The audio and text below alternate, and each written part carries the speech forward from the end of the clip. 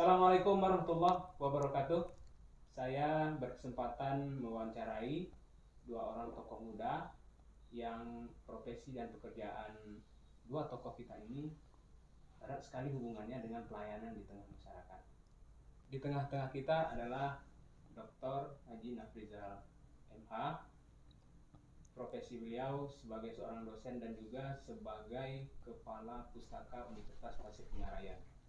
Beliau nanti akan menceritakan sedikit banyak tentang profil beliau dan juga pelayanan apa yang telah beliau lakukan di tengah masyarakat, terutama di kampus Universitas Tasikmalaya. Dan yang di sebelah Dr. Nafrizal adalah Bapak Abdul Khalid SPDI. Beliau adalah salah seorang kepala sekolah muda yang inspiratif. Dulu sekolah MTS sebelum dipimpin oleh beliau tidak mendapat kepercayaan di tengah masyarakat.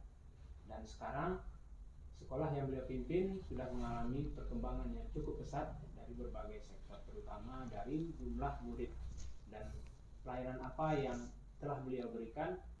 Kita akan dengarkan penuturan dari dua tokoh inspiratif ini. Mungkin dari Pak Abdul Khalid. Oke, terima kasih. Saya nama Abdul Khalid, kerja pendidikan biasa, mulai dari SD, MTS, dan aliyah, kemudian kuliah di Universitas Islam Sultan Syarif Qasim Pekanbaru. Kemudian saya sehari sebagai kepala sekolah di MTS Istiqomatuddin, yang mana sekolah ini dulunya tidak diminati oleh masyarakat, kemudian jumlah muridnya sangat sedikit. Kemudian saya ditugaskan ke MTS Istiqomatuddin dengan membawa beberapa program pelayanan terhadap sekolah dan masyarakat. Ada 3 poin yang saya terapkan. Yang pertama, pelayanan kepada siswa, yang mana kita pakai prinsip jemput bola. Kita mendatangi setiap siswa yang berada di kelas 6 SD yang memungkinkan untuk sekolah di MTS kita. Kemudian kita terangkan, kita jelaskan apa keunggulan-keunggulan sekolah kita tersebut. Kemudian kita juga yang kedua, pelayanan terhadap guru, yang mana guru ini sebagai tombak di sekolah untuk mendidik anak-anak. Saya menerapkan prinsip mendahulukan hak mereka sebagai guru, baru diminta tanggung jawabnya itu kepada guru. Kemudian kalau untuk kepada masyarakat, bagaimana sekolah ini terasa sekali manfaat sekolah ini terhadap masyarakat. Sebagaimana contoh di bulan puasa Ramadan ini kita melaksanakan ceramah di masjid-masjid sekitar sekolah, dan kita buat jadwalnya bagi anak-anak yang memiliki potensi bakat untuk berceramah, maka kita akan utus nanti mereka itu ke masjid-masjid yang telah kita tunjuk. Kemudian sebagai prinsip bekerja saya sebagai guru ataupun kepala sekolah adalah guru itu sebagai pengabdian, sementara untuk mencari penghasilan kita harus cari di luar. Bahkan kalau perlu penghasilan kita itu lebih besar atau jauh lebih besar daripada gaji seorang guru, agar kita mengemban tugas sebagai guru itu lebih betul-betul ikhlas dan seikhlas-ikhlasnya, tidak mengharapkan gaji yang diberikan oleh yayasan ataupun pemerintah. Mungkin itu yang bisa saya sampaikan tentang profil dan tugas saya sehari-hari. Baik. Gimana Pak Dokter, lanjut? Baik, terima kasih Saudara Gunawan. Pak Abdul Khalid. Saya Nofrizal, berpendidikan S3 Doktor pada Universitas Islam Negeri Sultan Syarif Qasim Pekanbaru. Hari-hari saya adalah bertugas sebagai seorang dosen pada Universitas Tasikmalaya.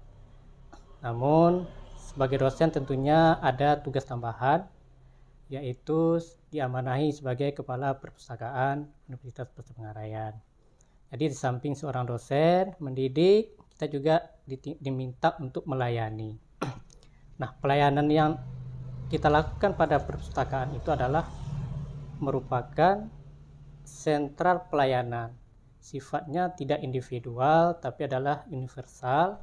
Artinya sebagai pelayan kepada pengguna perpustakaan tentunya kita mengedepankan kepentingan pengguna, kepentingan pengunjung perpustakaan, bukan kepentingan dan kenyamanan pihak kita sebagai pengelola. Baik, saudara. Sebelum kita dimenai sebagai ketua perpustakaan atau kepala perpustakaan, kita juga punya pengalaman sebagai ketua Komisi Perlindungan Anak Kabupaten Hulu selama 3 tahun. Kita juga pernah diamanahi sebagai PLT Dekan Fakultas Hukum Universitas Pengarayan. Nah, kesemuanya ini adalah merupakan amanah yang mengedepankan pelayanan. Sebagai Kepait, kita melayani masyarakat secara umum. Sebagai dekan atau PLT dekan, kita juga dituntut untuk melayani dosen, melayani mahasiswa. Jadi intinya bahwa pelayanan itu adalah mengedepankan kepentingan pengunjung atau mengedepankan kepentingan pihak kedua daripada kepentingan kita sebagai pengelola perpustakaan. Terima kasih, Pak. Luar biasa sekali, sangat inspiratif. Beruntung saya bisa mewawancarai 2 orang tokoh muda ini. Sedikit-sedikit yang kita simpulkan, saya mengambil bahasan terakhir dari Pak Dokter. Mohon izin Pak Dokter. Baik, silakan. Bahwasanya pelayanan itu adalah mengedepankan Kepentingan orang lain atau orang yang kita layani daripada kepentingan pribadi. kita pribadi atau kita yang melayani. Kita pribadi atau kita yang melayani. Demikian wawancara inspiratif kami. Assalamualaikum warahmatullahi wabarakatuh. Terima kasih Pak Hamid dan Pak Dokter. Terima kasih.